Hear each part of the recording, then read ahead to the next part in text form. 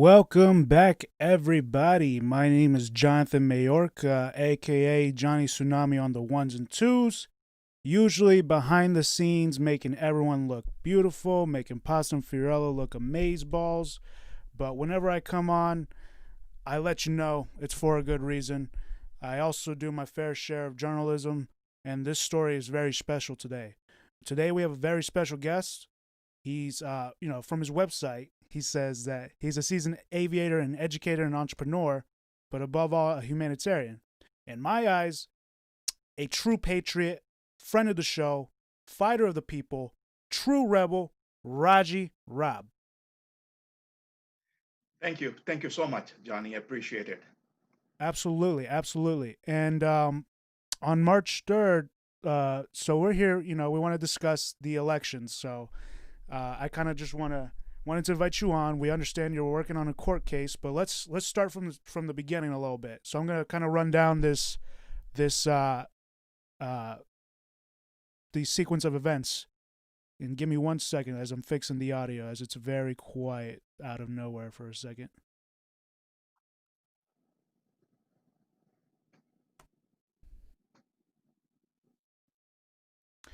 Okay. All right, perfect.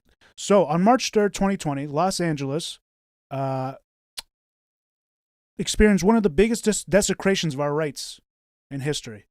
Um, when we discuss, we're going to discuss a little bit about what happened leading up to the election. So let's discuss how we got there. You have a sequence of events here, and so you ran for seat of Congress in District 30, correct? That's correct. Brad Sherman was your main opponent, and he in the winner of the election. So you ran your campaign, and you admit with high confidence that you would win. Come 2020, new system put into practice. New ballot marking devices were launched on this election, aka really expensive devices to mark ballots. Right, 11 days given to vote early. We found that was false, particularly in poor areas such as Paramount, where Pasta and I saw that the voting centers were not properly set up. Huge reduction of voting centers available to everybody. They went from over 2,000 voting centers in LA to approximately 978 voting centers on election day. And only 231 of those voting centers open for early voting. I was able to figure this out from the list of locations available on their site. And that's only 23% of the voting locations available from February 22nd to about 3 days before March 3rd. So there were ballot marking devices failing on the first day to vote in late February. There was an independent report on these machines that they failed the own Secretary of State's requirements for paper jamming, correct? Correct. Yet they still used them. And there was a huge they used them with conditional approval. Now, this is where the Secretary of State comes in. You cannot use something as conditional. What? So the primary elections don't matter? That you're going to go ahead and just give something a conditional approval, something that has failed the test, and say, okay, we'll now fix them for the general election, meaning like all this time for the primary election doesn't even matter. And we're talking about $300 million spent here. Exactly. That's what we're talking about. And so let me see. I just lost my place. So they approved those failing machines. Failure of notifying the public that they can vote early.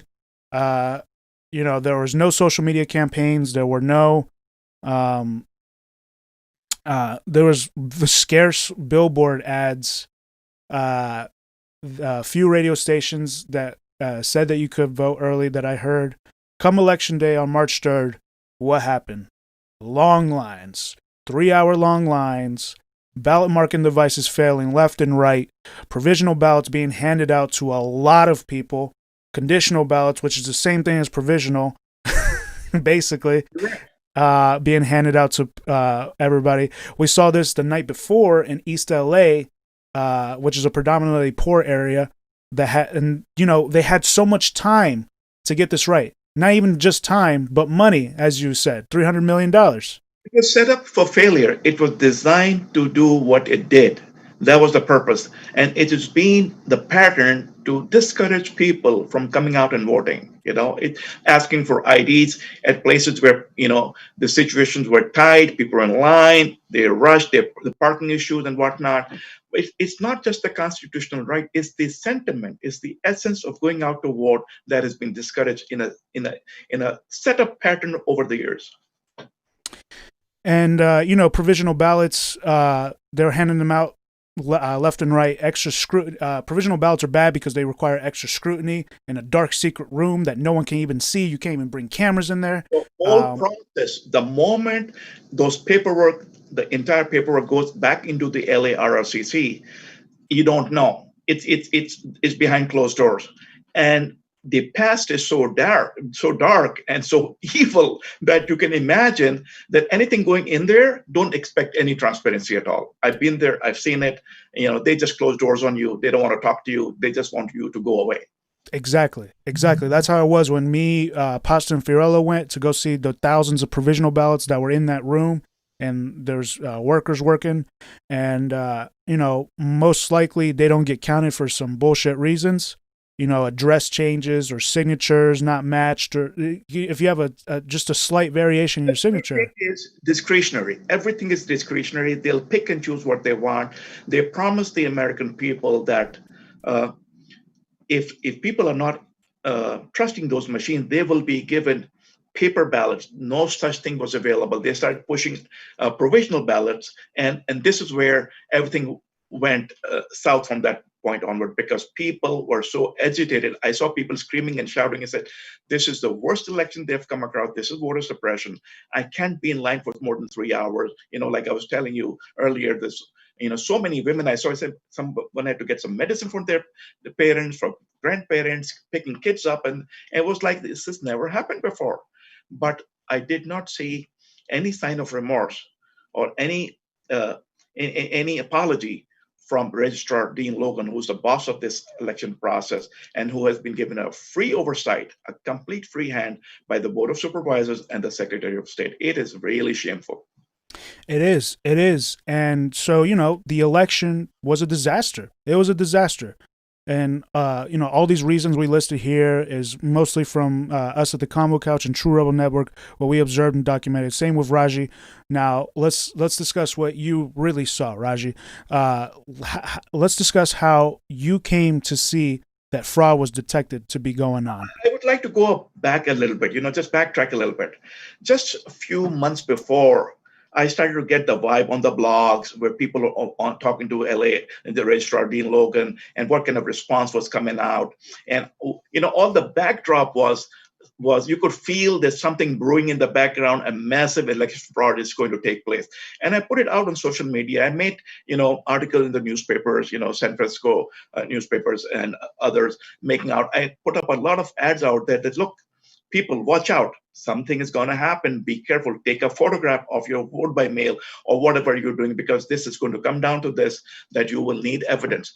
So as it was going on, I was already careful. And at the night of the election, I was looking for some place I could quickly get a short line and get out of there.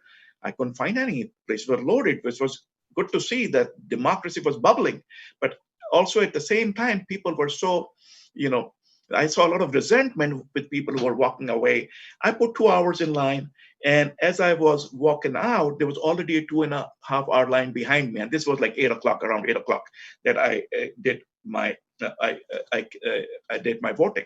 So as I was on the way to the Downey vote count site by the Los Angeles Registrar Dean Logan, I was shocked to find out I had two of my team members with me who were constantly checking the results, and they said, "Oh my God, they already announced the results." I said, "Who announced the results?" New York Times. Now, New York Times is a very reputable organization. You don't expect this from them. They did that. They announced the results, and I started getting calls from people saying, "What happened? What happened? What happened? What happened?" Like, is it true? Because people were still in line. Yeah, and that was the night of the election. Yeah, night of the election, and everybody was so shocked that how is it possible when the ballots haven't even left the precincts? How can this be announced?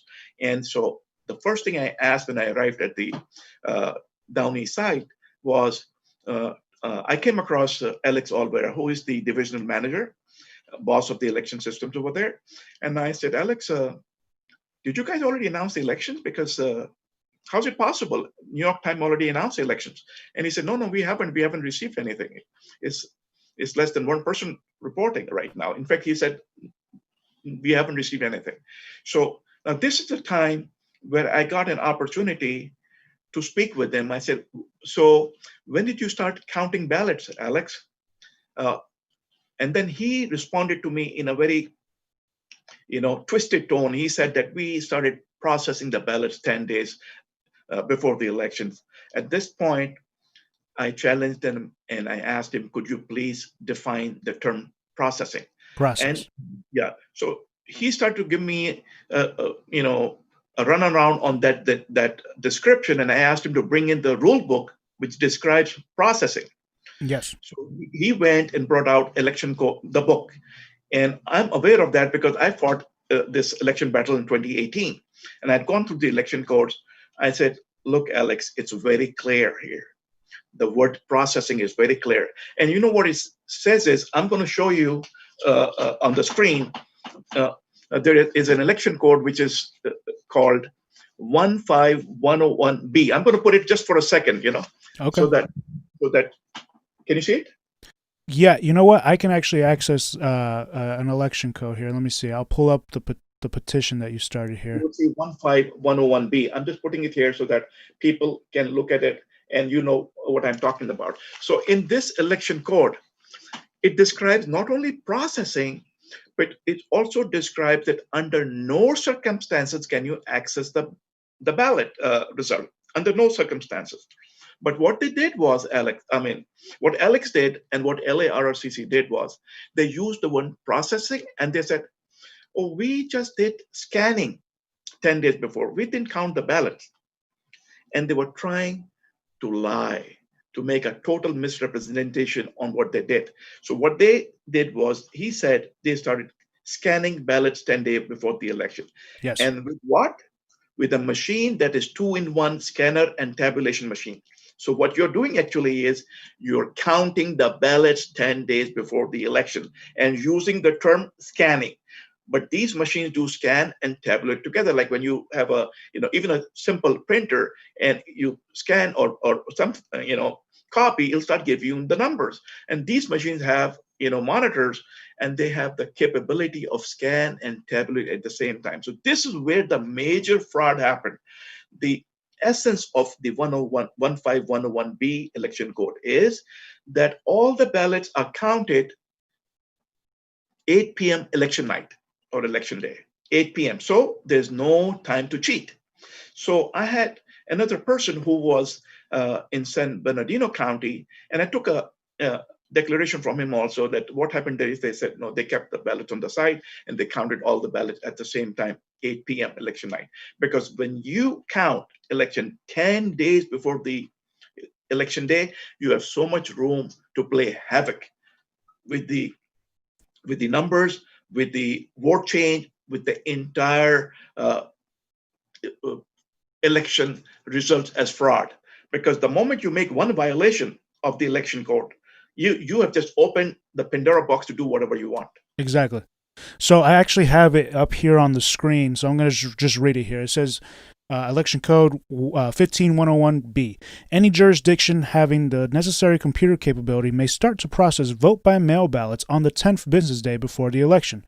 Processing vote-by-mail ballots includes opening vote-by-mail ballot return envelopes, removing ballots, duplicating any damaged ballots, and preparing the ballots to be machine-read or machine-reading them, including processing write-in votes so that they can be tallied by the machine. But under no circumstances may a vote count be accessed or released until 8 p.m. on the day of the election. Your allegation is that they not only scanned the ballots, they tabulated them, so they got the results. And also, what is important in this election code is the fact that the envelopes for the vote by mail, now vote by mail, that's 60-70% of the total vote cast.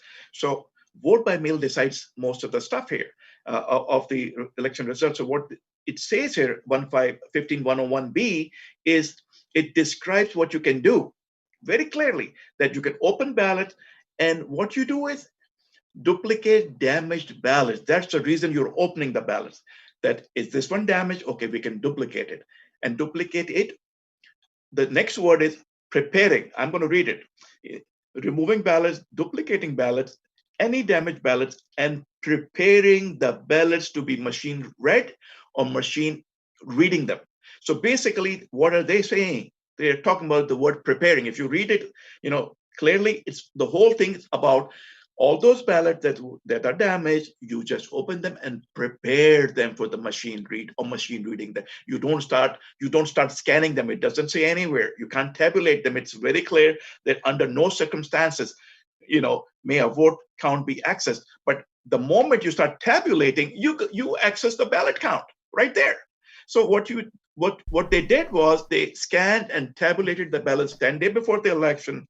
They accessed the ballot count and they changed the results. And it was very obvious why they were lying to all this. They should have just informed the people, hey, we're going to start doing the ballot count 10 days before. Why you guys don't come and observe? So at the night of the election, Alex Olvera, the chief of operations officer over there, who's the divisional manager, he was the boss that night. And he lied so blatantly, trying to cover up the mess that they were into because of my questioning. And he said he went back and twice, a couple of times, telling me that, first he admitted they were 2-in-1. Then he said they are not 2-in-1. And then he said the tabulation machine is done in another room. And every time he would go and he said, let me go and ask my boss, who is Dean Logan himself. Yes. He would come back and say, you know what?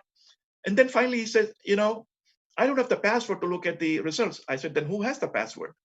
So there was so much of constant lying about this aspect of these machines having the 2-in-1 function. They were acting very suspicious when you were talking to them. Yes, and especially when Alex left the room and asked another official, and he clearly told me, after speaking to Jeff Klein, who was staying next by, that these are 2-in-1 machines. And then later I spoke to other people who confirmed that these are 2-in-1 machines. And when you scan them, you'll get the results. So immediately, doubt comes in. And why should we give them the benefit of the doubt? Why should we accept what they're saying when they're not showing evidence? The only thing that should be right now that should meet the eye to eye is the fact that give us the information about the machine. Is it 2-in-1 or not? If it is 2-in-1, then you guys committed fraud under 15101B. Yes. Okay. So you felt that there was fraud, and I agree that there's fraud and also voter suppression and everything else. So you actually went to the court. So let's just go through the sequence of events really quick, and so our viewers know about this whole process that you've gone through here. So basically, here we are, full screen. On March 3rd, 2020, election fraud detected at the LARRCC, because you were there in person and you detected that. And then you said the next day, 1%. I had evidence. I have witnesses there too with me that night. Exactly. And then the next one says 1% manual tally not done on March 6, 2020. 1% manual tally done on March 7th, suspiciously without any transparency. Didn't you go there in March 6th, and then as soon as I was there on March 6th from morning till about 4 o'clock in the afternoon, evening, waiting for them to start the tally. And around 4:30, I was told that, you know what, they kept delaying it. And they said, we're not going to do it today because our printers are not working and we're going to do it tomorrow. I said, are you really guys going to do it tomorrow? Are you not going to start right after I leave? Because this is what had happened earlier in another election when they didn't do the tally at all. So I came the other day and they started the tally, but there was nothing transparent about it. It was a complete hoax. It was a complete dog and pony show. Believe me, there was nothing there that I could relate to as official. So I asked questions, and everybody was like so tight-lipped, and they were probably instructed not to answer my questions. I couldn't find any tally sheet so the purpose of the 1% tally is to confirm the transparency and the integrity of the election. So what they do is, here's the election night result, and here is the result that we tally today, and they match. So, but what they were doing was there were no tally sheets at all. There was nothing to compare with. It was completely one-sided action where they were just doing something for the heck of it. They were just following through with it was just a show. And I was there all day. I was shocked that nobody was talking, nobody was telling me I'm supposed to be, and I was the only one over there. And I was asking, please show me, what are you comparing these uh, uh, results with, hand count results without manual count result with? Because if you don't have something to compare with, then this is all false. So that was the thing. The entire 1% tally was a complete sham. So, yes, it was a sham. And basically, the next on the 9th, there was the protest which you went to, which I have a picture here of LA voters protest outside of election officials' office. So you went to that protest where you spoke your mind, and we dropped off a what's it called, a complaint. Yeah. So we dropped off a complaint, and then on March 10th, there was the LA Board of Supervisors. Yeah, I was there, and a lot of people were there who waited 6-7 hours for just a minute to speak, and those 1-minute speeches said it all. I did the same thing. I made a brief complaint. I handed over to the Board of Supervisors that day, and I was expecting something to happen. And later, I made a formal complaint on March 26th, and I gave it to Board of Supervisors, Secretary of State, Dean Logan. That's the one. And then there was one on the 26th, which was a little bit more in detail. And I was asking for questions and answers. And I received a letter from County Council on behalf of Dean Logan saying that, you know what, we're going to give you all your answers by April 24th. So I had a feeling I'm not going to get any answer. I started contacting the courthouse. Now, meanwhile, COVID-19 and the national emergency crisis was announced, and the courts were closed. So I kept calling the courthouse, no information, no answers, nothing on the website. I said, you know what, I can't wait, and I filed by mail my case. And I wrote a letter to the boss of the courthouse, the presiding Judge Russell, great American, great guy. I am so grateful to this person that he accepted my case by mail, issued a case number, and assigned my case to a judge. And I received a confirmation by mail. But then, the worst part was the judge that was assigned my case the next very day overruled the presiding judge's order that, I'm not allowed to file my mailings by mail. So I called the courthouse, Department 21, and I said, look, there's a pandemic going on, and you expect me to take a flight to Sacramento or 8-hour drive to drop an envelope in a Dropbox outside the court? And she said, yes, this is what we want you to do. I said, you know what? I think I'll have to write to the presiding judge again. And suddenly everything changed. Suddenly I get, okay, wait. You know what? The judge is going to accept your mail filing. I filed a TRO by mail, that is temporary restraining order, for the opposition to not mess with evidence. The opposition being Secretary of State and Dean Logan and all the election officials. Yeah, what I said was this entire certification is false, because before they certified, I filed the case and I had sent them a copy that a writ of mandate election contest on fraud has been filed. You're served. So what you do in such cases is you come out open and say, you know what, I'm a Secretary of State. There's a complaint in the courthouse. This guy's taken the trouble to come from Los Angeles to Sacramento, and I'm going to listen to him and say, here, what is it about fraud? What do you want? Come and check us. No, what I get is immediate block. Stop this guy. Stop him, because we have to hide something. And what happens? This judge takes over the case, and she gives a briefing schedule where the other side has to file opposition to my TRO, and then I'm supposed to answer to their brief. So there's a date of 22nd May and 4th June. 22nd May for them to respond to my complaint of TRO, and 4th for me to respond to their responses. But what happened in the meantime? I saw what was going on. I filed 170.170.6, a complaint to the judge under which you have the right to say, I want to change the judge. So I did that, and I wrote it to the presiding judge as well, and the judge was changed. The outgoing judge, what she did was she completely vacated the briefing schedule under which first party was to respond by May 22nd, and I was supposed to respond by June 4th.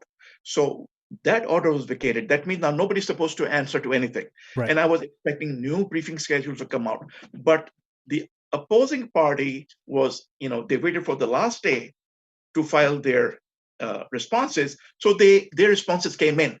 They didn't, by the time their responses came in, the order was already vacated. Yes. So, and I didn't have to respond to that because they were supposed to respond by the 22nd. 22nd is when the outgoing judge vacated the order, and I was supposed to respond by June 4th, but that order was vacated, so I didn't have to answer to nothing. And so real quickly, to just put it in layman terms, because some people don't know how the courts work. Yes, so please. First of all, you sent a complaint to the Board of Supervisors. Janice Hahn actually made a statement, and she said that people waiting to vote in line for 2 or 3 hours to vote, e-poll books not syncing properly. She recognized all the plights that you talked about. You sent a complaint, which isn't a court, anything that does with the court, right? Then you sent the complaint to the LA Board of Supervisors, the Dean Logan and Secretary of State, and then you did a writ of mandate, which that's when the courts get involved. The writ of mandate being that you wanted a TRO, a restraining order on everybody to not do. I filed the writ of mandate about the case, and then I filed a TRO because of the pandemic. The courts are closed, so everything was like a little haphazard, and I'm fighting it on my own. I wrote to the presiding judge. He accepted it. So I sent the TRO. The judge came and she tried to strike me down right there. Right. And so second judge, the judge that received it, tried to strike it down, say, no, it's too late. We need you to hand deliver it to the courts. Yeah, exactly. The first judge, Russell, the presiding judge, was great. He accepted it, but the second judge who came in, who was assigned the case, said, no, you have to come down all the way to Sacramento and deliver. And then I said, okay, I got to then talk to Judge Russell again. And what happens is suddenly they say, okay, we're going to handle the TRO. And TRO was supposed to be ex parte, meaning urgency. You decide right away. And she gives them 2 weeks to respond, and then me to respond 2 weeks to them, as if it's a very casual matter. So I said, and then this judge was also, had been a deputy attorney general, worked with the Secretary of State in the past, his office. I said, no, it's not going to work. I requested change of judge. I got it. And when she left, she vacated her court order of the and doing that. That's like, so you had a schedule of when everyone was going to respond and everything. So the judge that left vacated that. So then that schedule doesn't matter anymore. And then the second judge that came in was like, oh, the party responded and you never responded. Then you're. So I used the time to file an amended TRO, an amended writ, which I have the right under the laws. You can do it one time. Yes. And so once I filed it, I informed the opposition that, excuse me, I filed amended TRO. This is for your information, and you should have received it. The opposition, Secretary of State attorneys and Registrar Dean Logan's attorneys scrambled to the courthouse because they couldn't find my amended TRO, which was lying in the clerk's office. So on the 10th, they found it. On the 10th, judge received it. On the 10th, judge ruled on the TRO. And this is where we come in now. This is where the plight is. This is where I'm reaching out to the American people, because there is a court of law and there's a court of people's law also. People voice, people's judgment is extremely important, which gets set aside. So I have my case there, but I also want to bring it to the public, because ultimately they're the ones who are going to be affected with the outcome of this fraud elections. Right. Okay. So yes, you were able to get it in, and then she responded to the original TRO, which she responded, right? It was a court order. she responded to TRO, and the way she responded is like it's like she hasn't even read anything. And then she responded to the TRO by starting the TRO. Um, I'll just bring out the important features of the.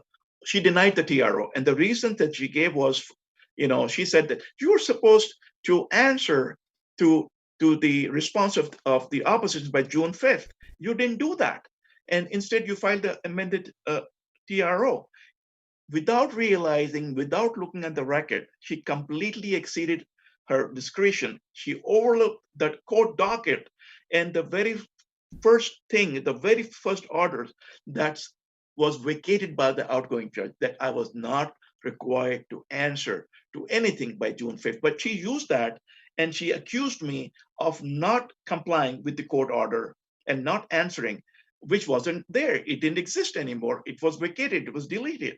So, and then from there onwards, you have the court order with you. Yeah. The judge went over and over about procedural, Yes. attempt to completely dislodge my case. Yeah. And every time she would do it, she would use the responses filed by the opposition. Exactly. By So saying, I actually have it right here. So let's take a look at it. I yes, wanted to go. let's go I in wanted to go. sequence. I wanted to go through it. So Yes. here we have it, and I highlighted a lot. So I read through it and I highlighted a lot. So the application is denied for reasons stated below. And deciding whether to issue a preliminary injunction, the court considers two interrelated factors: the likelihood petitioner will prevail on the merits, and the interim harm the parties will suffer in an injunction is not issued compared to the interim harm if it is. So basically, what they're saying that they denied it based on on two factors, which is how likely you are to win the case, and then how it will affect the defendants. The harm. Yeah, both sides. I'm asking for that. If you don't do this, I'm going to be harmed. Public is going to. There's going to be irreparable harm that's going to befall upon us all. So what she did was she quoted a law that these two factors she's going to use, and then she completely swings around and without any evidence and attacks me. Exactly. And attacks me over and over again that you're not going to prevail. You're not going to prevail. You're not going. You're a judge. You have to see that this guy is alleging fraud. I'm not saying that there's an irregularity. I'm not saying there's a negligence. I'm saying there's blatant fraud. And if there's fraud, that means everything is fraud. You cannot say in that you're not going to prevail on the basis of what? There's no harm going to be fall upon you. Of course, there's going to be irreparable harm that's going to fall upon me if you don't issue a TRO, because my main ground was these guys are going to go and mess with evidence. They're going to tamper with evidence. So the TRO was not saying that I won. The TRO was, please stop them from tampering with evidence. Please stop them from printing ballots for November. Please stop them from certifying the election, or if they have certified them, vacate the certification. Right. So those are the points that I was asking. Exactly. And here the judge, without even looking, you'll be surprised if you go step by step, and I'm going to answer your questions. Yeah, let's go step by step. So basically, it says petitioner has the burden of establishing both that he has a reasonable probability of prevailing and that the balance of harm tips in his favor. Because a TRO, a temporary restraining order, and a preliminary injunction restrain the defendant's actions prior to a trial on the merits, they are considered extraordinary and drastic remedies and will not be granted lightly. Let's keep going.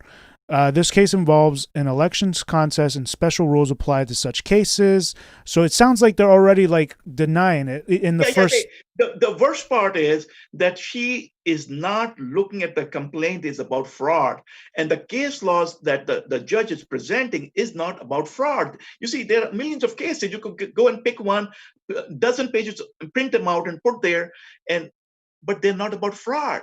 And I have put reasonable case laws in my responses to say, first of all, you're saying there's no justification. The number one justification is that I'm alleging fraud, and I'm saying this has happened, and I have declaration evidence. The biggest evidence is a witness has given a declaration under oath. That is evidence. The other evidence is operating manual, which is in the hands of the opposition.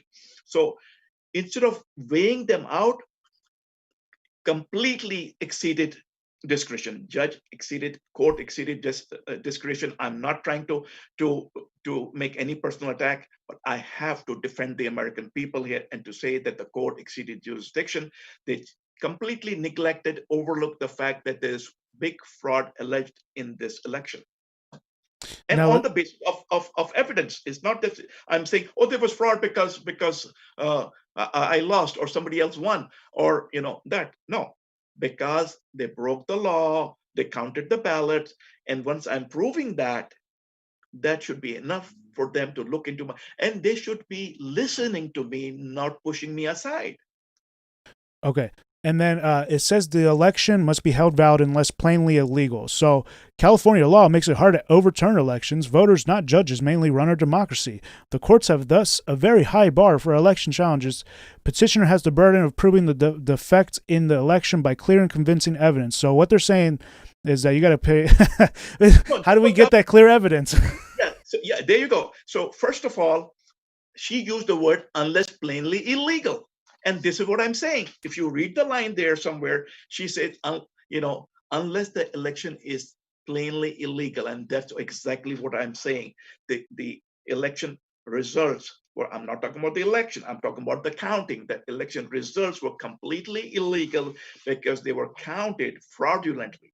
They were counted before election day. You're not supposed to do that. If you're doing that you cannot come and say, well, we did count them, but we didn't look at the results. No, you broke the law.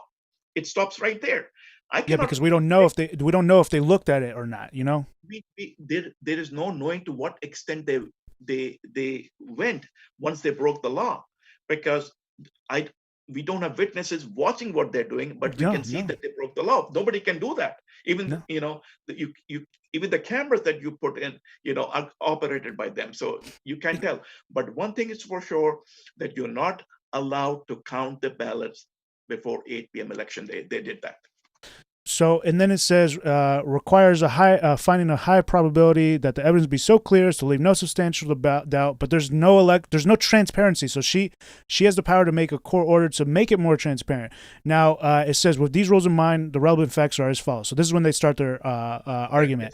So on April 8, 2020, petitioner filed an 84-page petition for writ of mandate, raising numerous challenges to the election. The court discusses the allegations in this petition in some detail because petitioner's application for a TRO and OSC provides almost no information about this case, much less demonstrates that he is likely to prevail on the merits.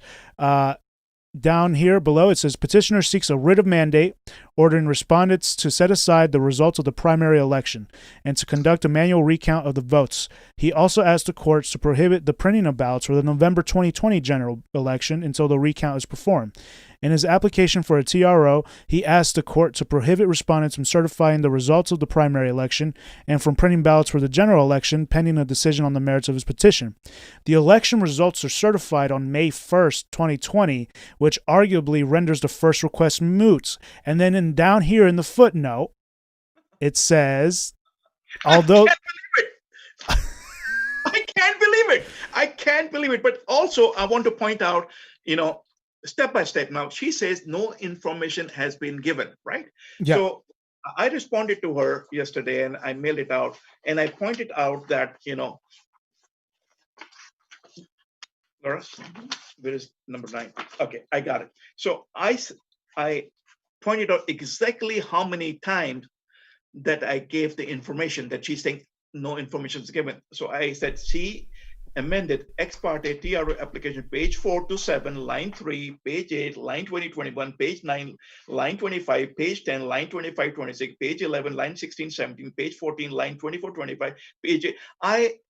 That many times I explained what about the case, and she's saying absolutely no information about the case, and I mentioned it like a dozen times, very clearly.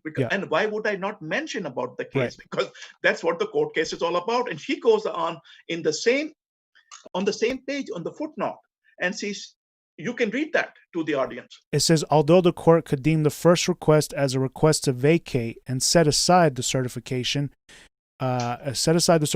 which is what petitioner seeks in the prayer. Yeah, she is on in one breath. She says, "Oh, it's moot." It is not moot because that's why I've come to the court. That this certification is illegal. Stop it, vacate it, till this case is over. And she said, oh, no, it's moot because they already decided. Yes, they decided they were wrong because I had already filed a case. They had time to stop, but they rushed it. And then on the same page, she said, well, you know what?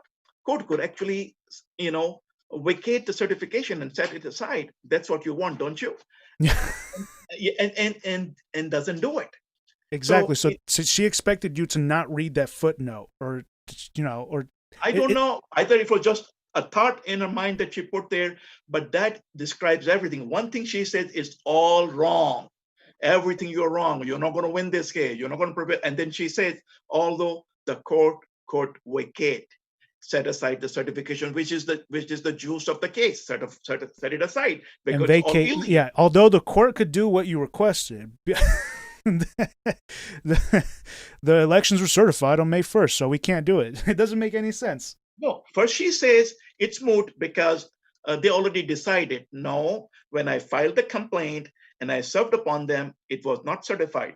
They received the complaint and they rushed it. They rushed it and they certified it. And one of the orders, request order that I've said in the complaint, the TRO is set aside, vacate this certification.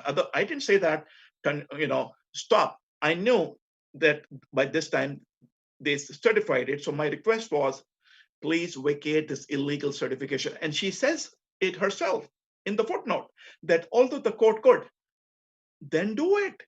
Exactly. And this is what I mentioned in my request for reconsideration. And this is what I'm coming down to the American people, because if I'm going to get injustice, I'm not going to stop here. I'm going to go all the way to your Supreme Court to fight this matter and to show to the judges in the federal courts what's going on, and to the people. These are elected judges. They're working for the people, not for these officials. And you can see the tone that she is setting from page 1, that you're not going to win, because I'm the one who's going to be your judge in your final hearing. And I think, you're not going to get it.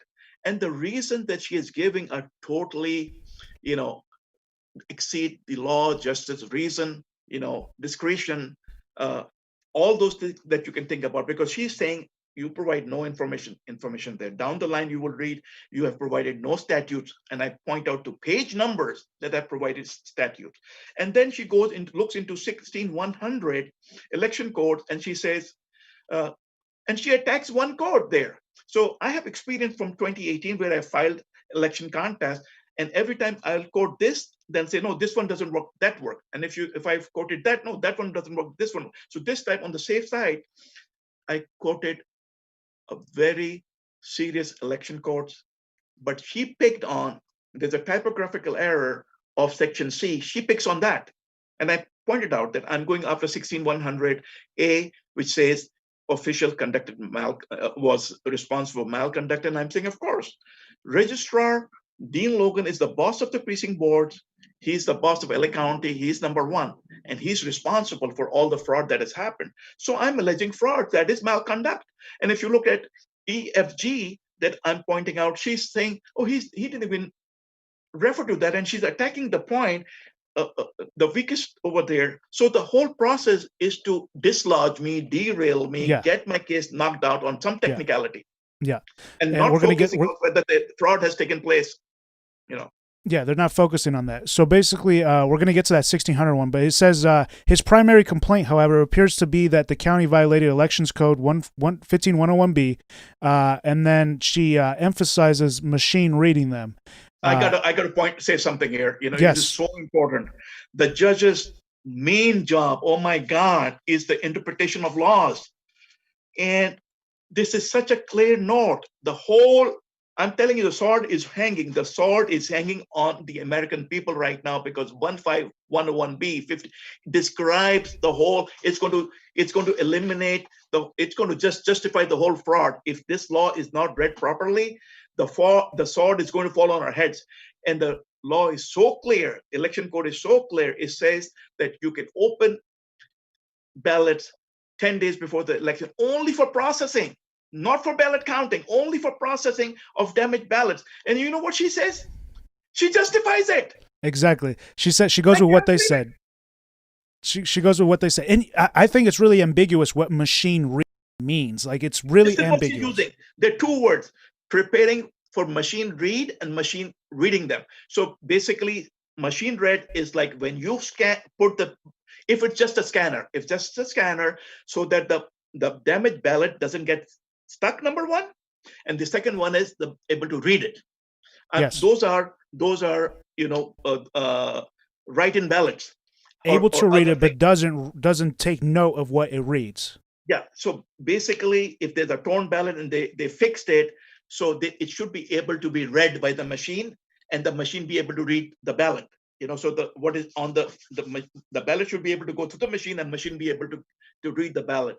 And then it goes further and talks about, if you look at it, write-in ballots but it doesn't say anything about scanning and tabulating ballots Yeah. 10 days before the election. That's going to completely demolish our democracy. I'm telling you, the only right we have, our constitutional right, will be completely demolished, and we will be left with nothing if we don't fight it right now, because the process of election is at stake, my friend. Yes. So let's keep going. And then they emphasized on the machinery. Petitioners' allegations to the contrary. The plain text of 115-101B thus appears to authorize the scanning, i.e. machine reading, of vote by mail ballots starting on the 10th day before the election. The court finds that the petitioner is not likely to prevail on his claims that the county violated 115-101B. Yeah, just read that line again. That line, that he's not going to prevail, that the county did anything wrong. She is already deciding the case here. Yeah, exactly. And then if vote by mail ballots are scanned or machine read prior to the election, 15101B says that a vote count cannot be accessed or released until 8 p.m. There is no allegation, it says in the petition, that the county accessed or... That's the line. I have the allegation. She's saying there is no allegation that county or registrar accessed the ballot. That's my main complaint. I've said over and over again that these guys, were crooks. They got together. They used this machine, which has 2-in-1 function, and they scanned and tabulated, counted the ballots 10 days before the election, and changed the results, and put me in number 4. Yeah, that's your main allegation, that they did. Yeah, that's my main. And the reason they put me number 4 is so that people would laugh at me and say, "Hey, he's number 4. He's not even number 3. And why is he complaining?" Because I know my position in my district. People love me. I've been working 20 years here with the people. Yeah. Everybody knows me by name. So then they go into petitioner alleges only that on election night, presumably before 8 p.m., the New York Times called the election. New York Times called the election and does not demonstrate the county violated Section 15101B. I mean, whatever. Okay, we'll skip that one. Petitioner alleges to the county election officials violated Section 15360F, although it is not clear how. Just imagine this. Just a second here. We're talking about 1% tally, and this is so important for the people to know how we are being judged. What's going on. We need reforms here. I explained that they did not use any election night comparisons, no tally sheets. They didn't have any material to compare and say, "Hey, this is the election night result, and this is how we count it," and they match up. So you know what the order is? If you listen to her order, she's saying, "I did not use the word report." Exactly. That's what I was getting to. It says one word instead of my saying. What I was trying to use was use simple words so the judge can understand that did not bring out the election night comparison results. The tally sheets. Yeah, which are also called reports. The printout, the 3-4 pages that were coming out election night, that they would print out and bring it and show it to you.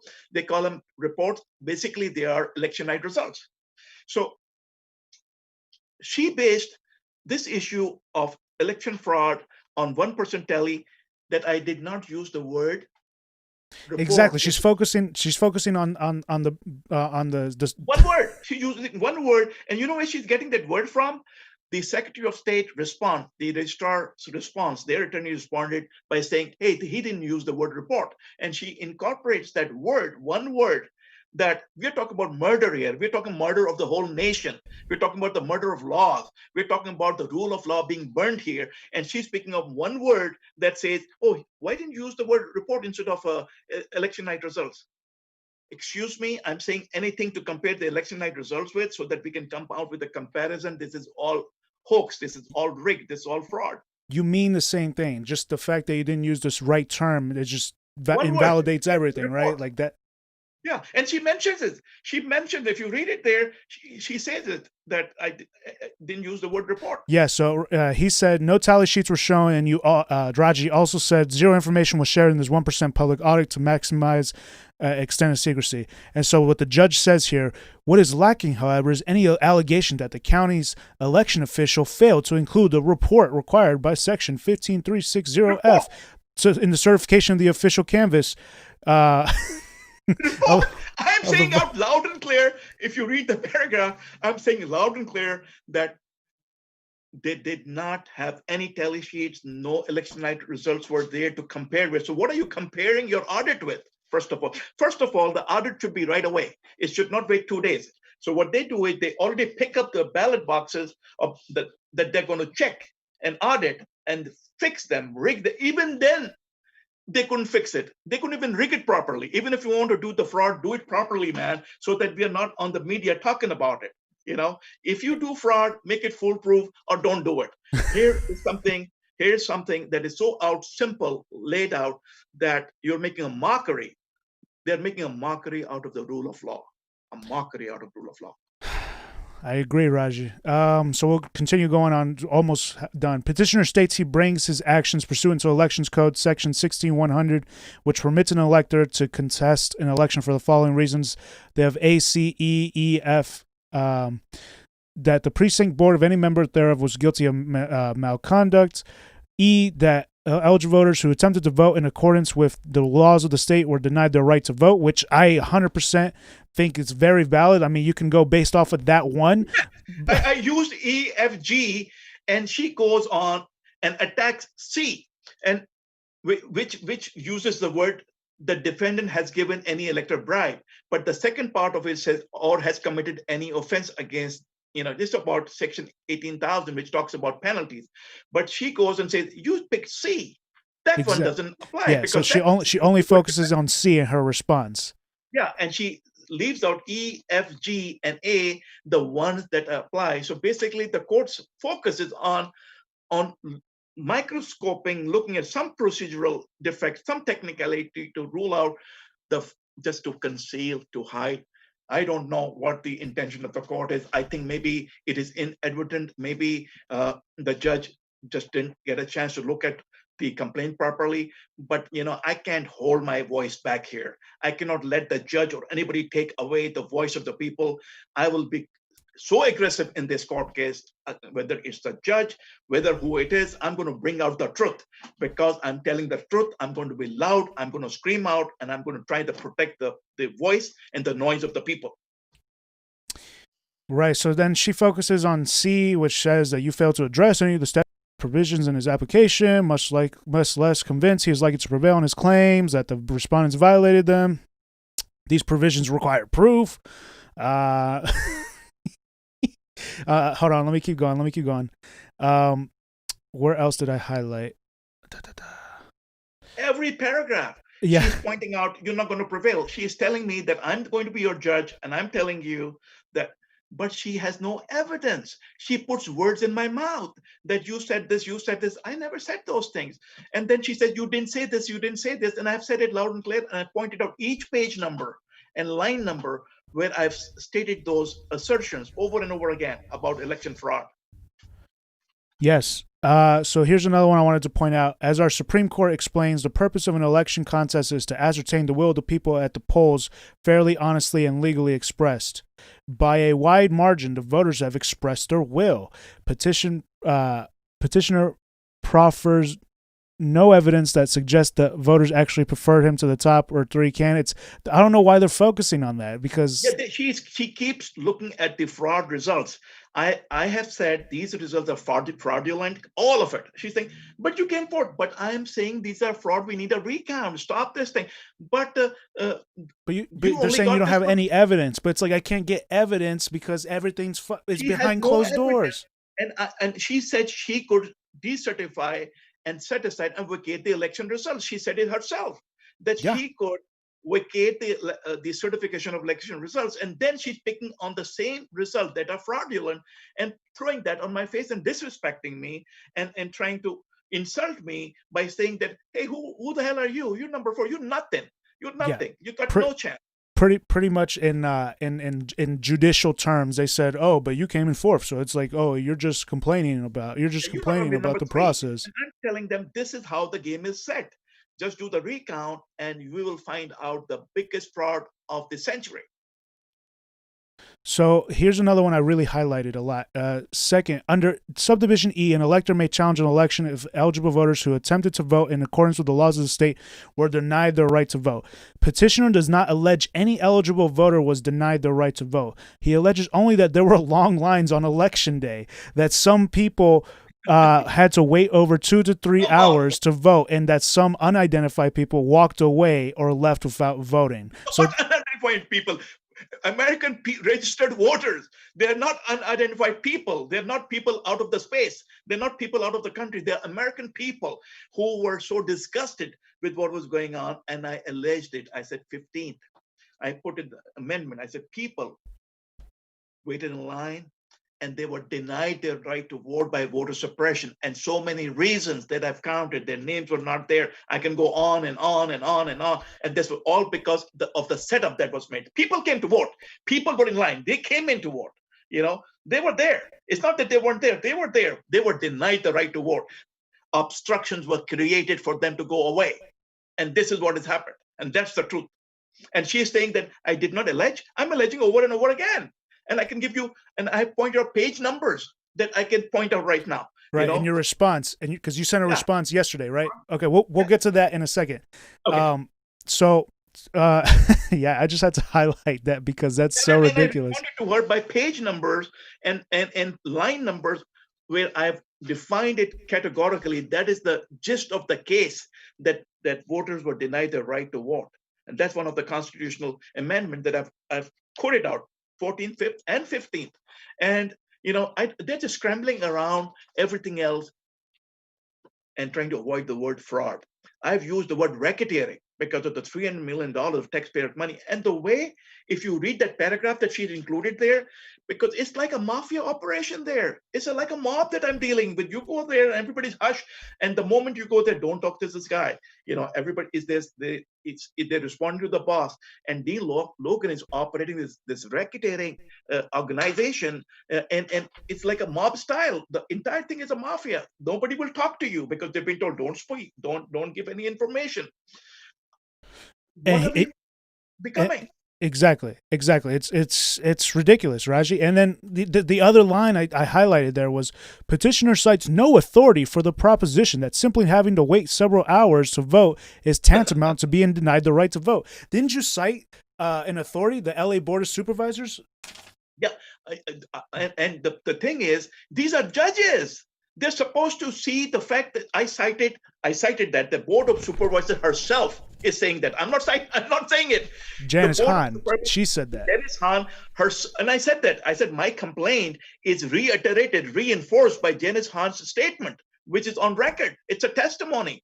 And she told Dean Logan, I was there, that Dean Logan, this is not acceptable. I'm extremely disappointed. This is not acceptable. And Dean Logan said, at that time, I will accept consequences. He should have resigned there because he has massacred the rights of the American people. He has massacred the right to vote. He has massacred election integrity, and he has massacred the rule of law. Okay, we are almost done with this. Let's see. Due to mistake, error, or misconduct, the votes in any precinct were so incorrectly counted as to change the result. Okay, so it says, petitioner states also that he brings his challenge pursuant to Elections Code 16101, which authorizes a candidate in a primary election to contest the right of another candidate to the nomination of the same office on the following grounds. B, the defendant has committed any offense against the elective franchise. And then C, due to mistake or error or misconduct, the vote in any precinct were so incorrectly counted as to change the result. That's like that's also one of your main allegations. And yes, and she's saying, no, she's trying to get me there on 101. And she's going to say 101 is for if you are fighting a case with another defendant or another candidate. The same points are in 16100 too. If you look at 16100, those elements are covered.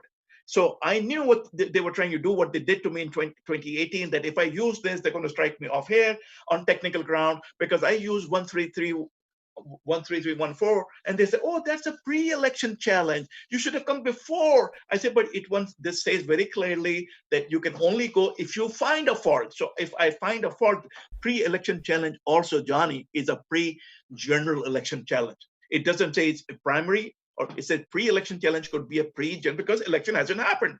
And if I see fraud and I don't report it, then I will be doing injustice. It's not easy to fight a court case, Johnny. I'm telling you, I haven't slept for nights and days, and my office is just working on this. Everybody's like online trying to help me out, whatever they let. But I'm doing it on my own. I'm burning my all my energy is trying to bring out the truth because I will not let it go. I will not. And they're trying to go behind the garb of the national, COVID-19, that they were expecting COVID-19, courts are closed, nobody going to fight it. I fought COVID-19. To go into open the court system. I'm the only guy who's able to open the court system by writing to the president that open the court. I have a case. This is about justice. This is about the people. This is about national significance. And God bless Judge Russell's, the presiding judge of the Sacramento courthouse, that he opened the court for me and allowed me to file my election contest by mail.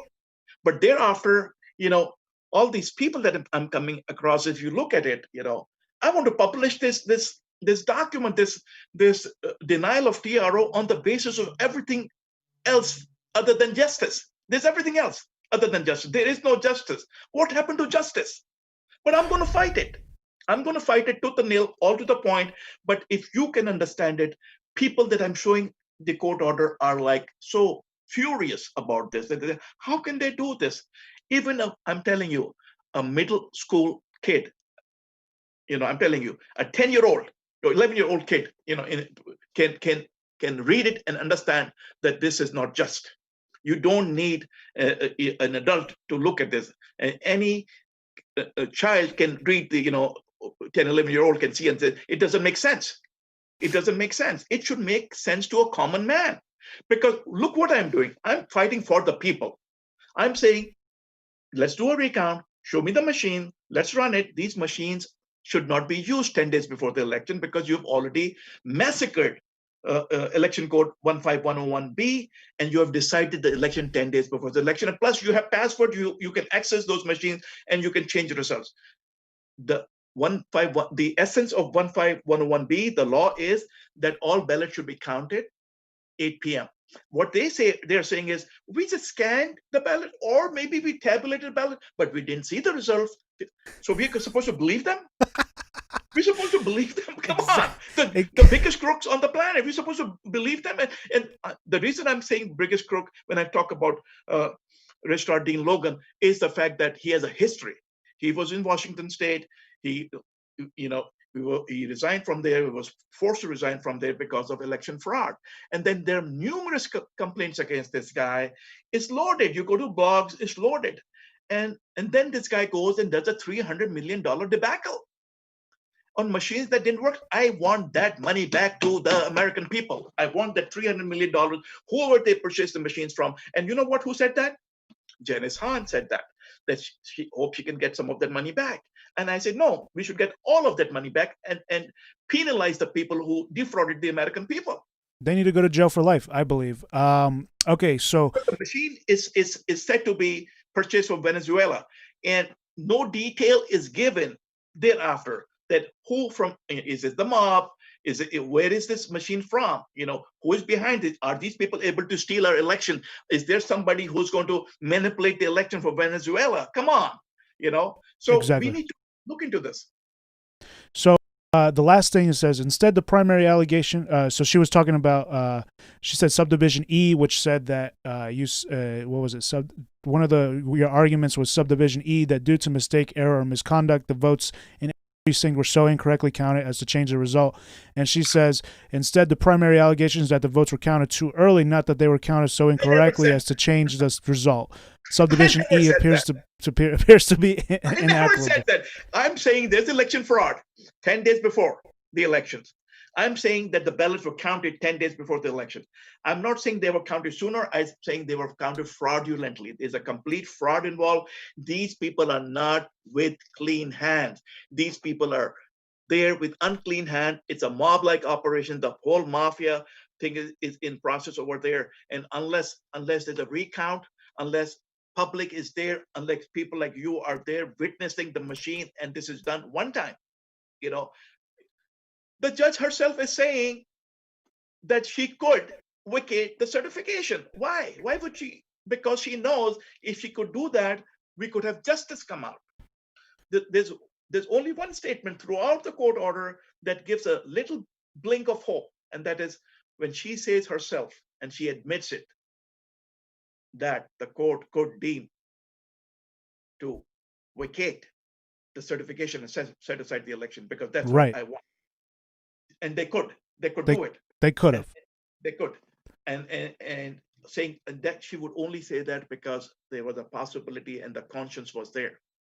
And this is going to go, and this is where I need my fellow Americans to come forward. I want them to participate in their right and their constitutional right to vote. If we delete this process, if we dilute this process, then we are going to dilute our existence. And I need those petitions to come forward. I need millions of people to come forward and say, this is not just one guy fighting this. We are all fighting with him, because this is about election integrity. It's a non-partisan issue. It is an issue for all sides to come forward and say, okay, if we don't do this, then it's going to come and hit us tomorrow, or it is going to hit our next generation tomorrow. Or if these machines are controlled by outside forces and somebody outside the country is controlling them, then this is a matter of national defense, national security, whatever you call it. Somebody's got to come down. Some forces of FBI, Department of Justice have to come down. And this is the reason that I included, Department of Justice, Attorney General of the United States as a special party in this case. So maybe somebody will come down and see what is going on, because right now I'm all alone fighting this, and they know that this is one guy. We can just get him out of the way, just push him off. And that's why you started this petition. Let me just finish this. It says, as the above demonstrate, the court finds that petitioner is unlikely to prevail on the merits. It thus denies the application for a temporary restraining order in OSC without considering the balance of harms. Two final notes. First, the Secretary of State argues that ex parte relief is not necessary because there is more than ample time to resolve the matter on the merits without enjoining the printing of ballots pending the hearing on the merits. The court agrees with the Secretary of State. If petitioner acts quickly, a hearing on the merits of the petition could be held by late July or early August. That's the last.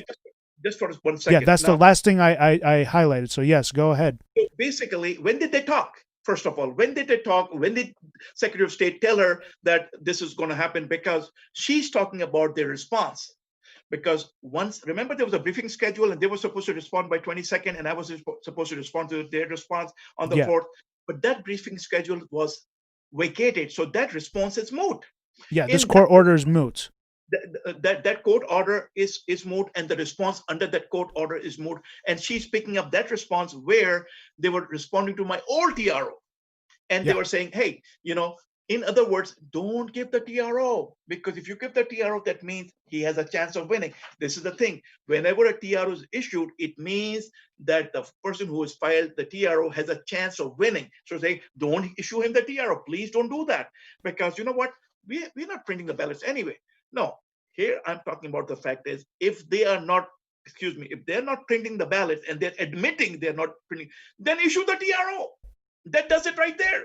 If the party is saying, hey, we're not printing, so just finish it up, and you say, oh, so you admit not printing it by August? Okay, then there's a TRO till August, because they're admitting it. And the second thing would be, first of all, you are saying yourself that you're going to vacate the certification.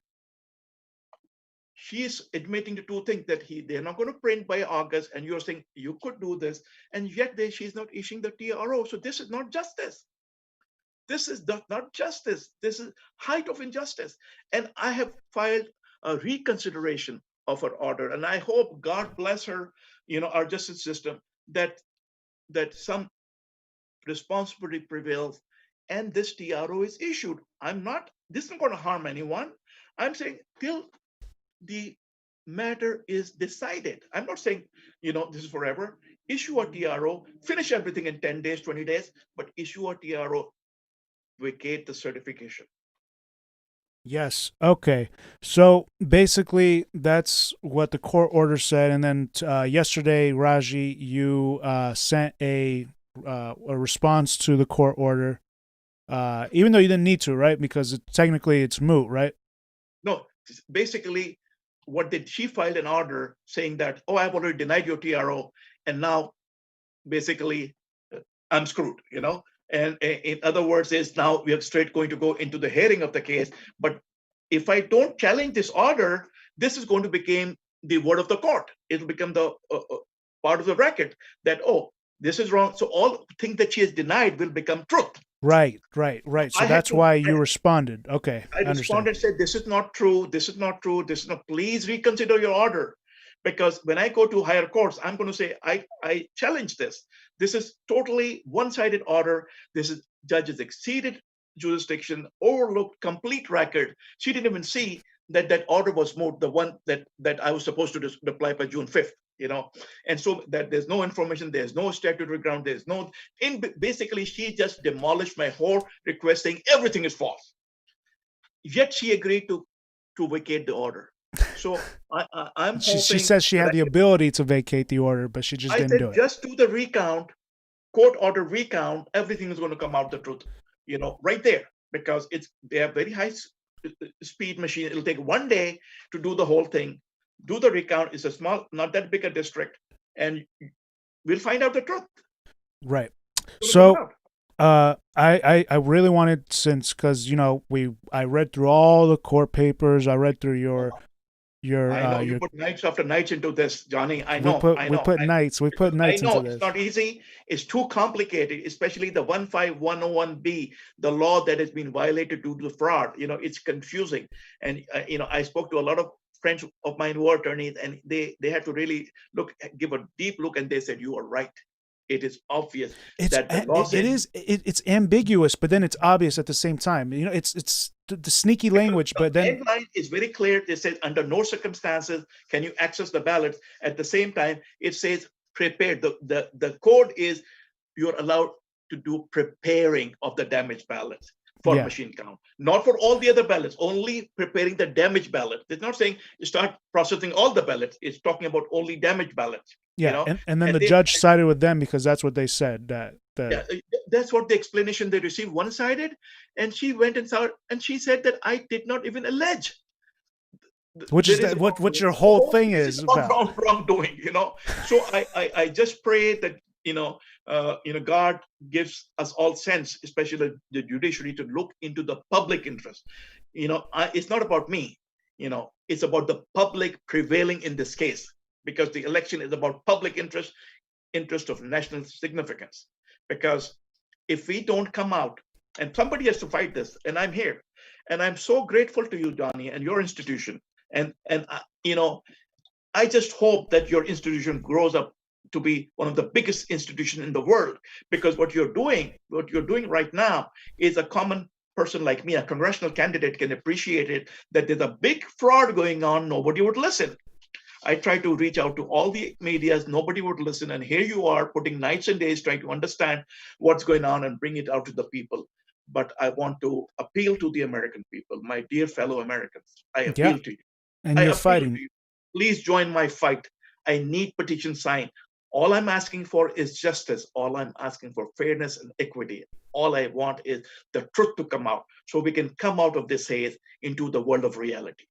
So Raji has a petition on change.org, and you can find that in the description below. It pretty much just explains everything pretty simply. It says hold LARRCC, LAC Board of Supervisors, California Secretary of State for 2020 election fraud and release vote count machine evidence.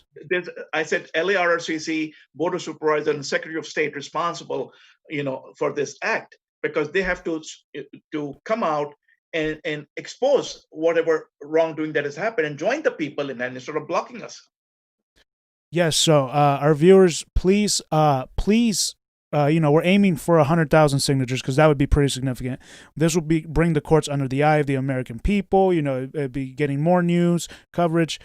Please share, get everybody to sign it. We need election transparency. We need election integrity and democracy. Our rights have been tarnished, and it's time that we make a change. And we in this petition, if you read it, it's very plainly put. And we kind of went deep in this interview, but it's pretty well written down in this petition. And one of the main things I want to point out is at the bottom here: the solution. The solution. The solution says, support our petition to bring massive attention to this case that Raji is currently fighting. The matter is currently in process in the Superior Court of California, where an admirable presiding judge under the COVID-19 pandemic emergency admitted the case by mail. The judges currently are siding with the election officials on their word without even taking one look at the alleged fraud. They have the power to prevent the biggest miscarriage of justice as well as prevent irreparable loss that is falling upon us all by the consecutive execution of these fraudulent elections year after year. The judge has the power to order and make public the viewing of evidence, among other powers.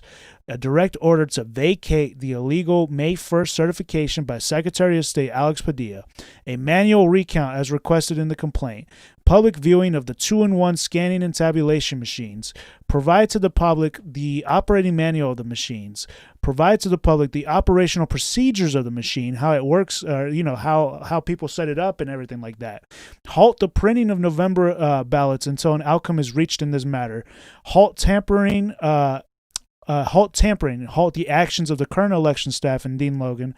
Create an independent public oversight committee. In reaching our signature goal, we can put pressure on the courts to perform these orders in the interest of the public and pave the way for more transparency in our elections.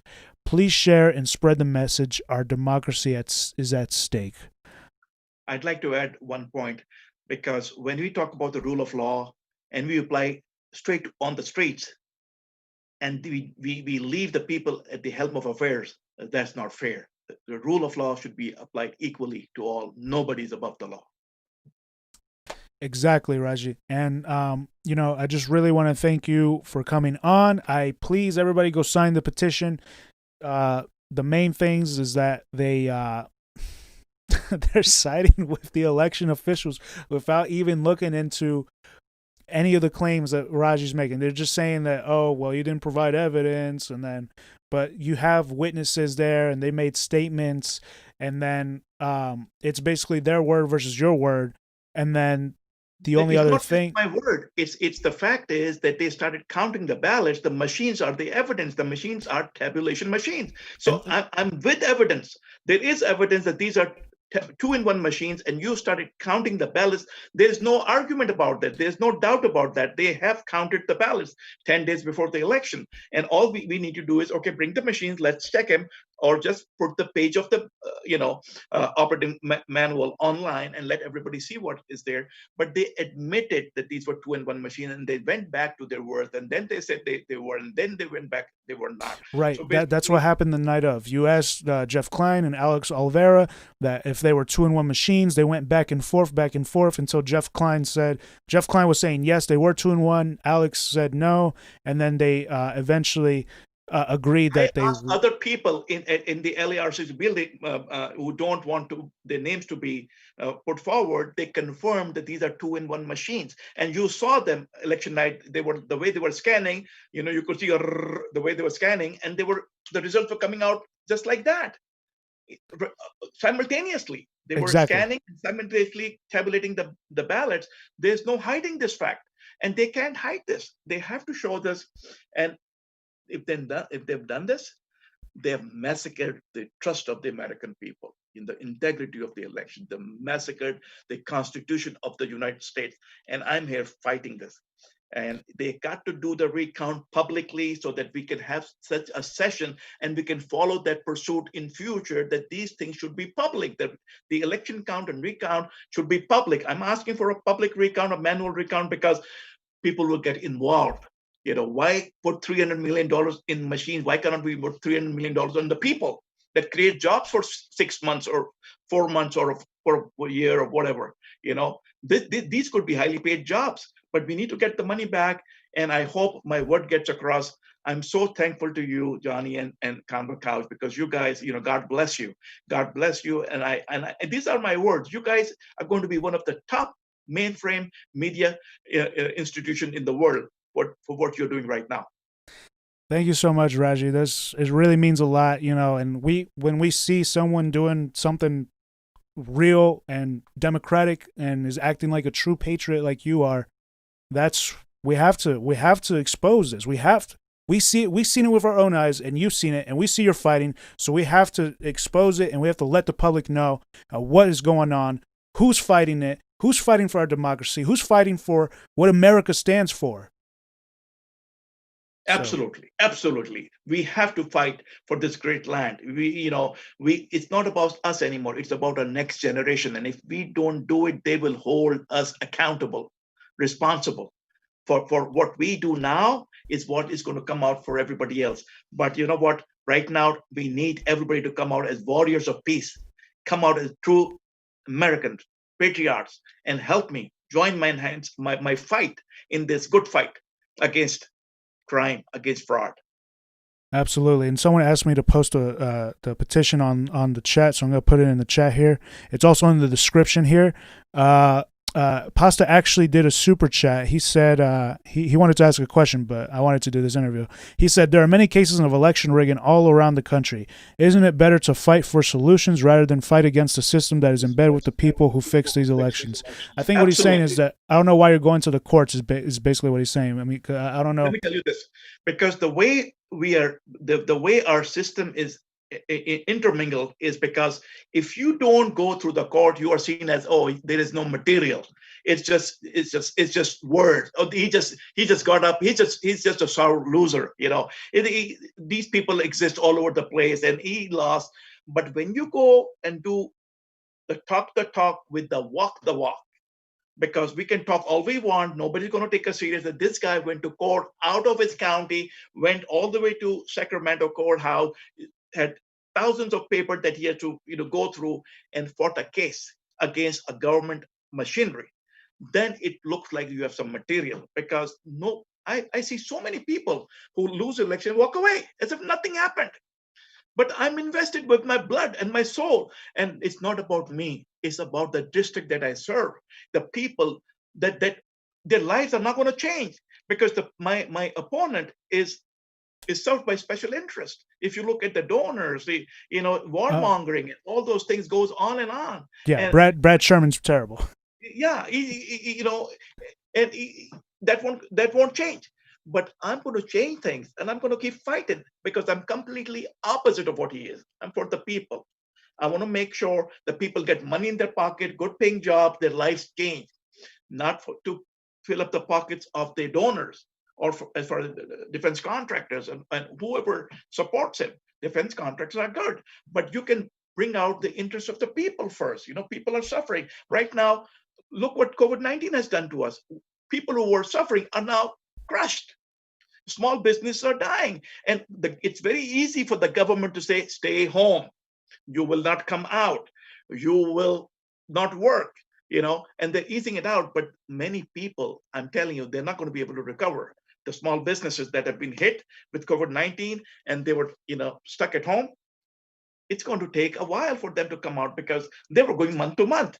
I know many families who had reserves of like savings of 3 months, 4 months, 6 months. Some had just 1 month, and that money has gone. Now they don't know. They're having trouble with their landlords in rentals and all that, and business rentals, and whatever little business if they had on a street or what. It has taken a hit, and we cannot just expect them to come out of it by themselves. This is where true leadership comes in, that somebody goes and sits with them, finds a solution. I like the word solution-based, and this is why I'm talking about solution-based, and my complaint is about solution-based, that, do the recount, it'll expose me, it'll expose everyone what the truth is about. And I'm so passionately fighting this, because I know I'm fighting for truth, justice, and integrity. And it's going to come out. And when we talk about The whole election process, we're talking about the person who's been elected by the people, not by the system that is rigged. A person who's rigged is selected by a rigged system is going to be loyal to the rigged system. Exactly. A person who elected by the people is going to be loyal to the people. And I think every day matters in our life. There's no pause button in our lives. And time is passing and we are stagnant. There's no room for people to make a leap into time and succeed, because everything has come down to a slow motion. I want to do that for the people. I think it's my job to come out and say, you know what, I'm going to think, I'm going to find out solutions so we can raise the level of standards of living. The standards of living are the same they were 30 years ago. People are still, I see so many businesses that exactly in the same solution, in the same position that they were, 20 to 25 years ago. And I believe that a true leadership can come around and switch things around. But for that, we need election integrity, because if we don't have election integrity, these guys will rule us endlessly. They will rule us endlessly, and they will make it more and more corrupt. They will make it more and more hard for real people, good people to come forward, because an honest man can't even imagine to enter into politics and to fight against this big wall of corruption.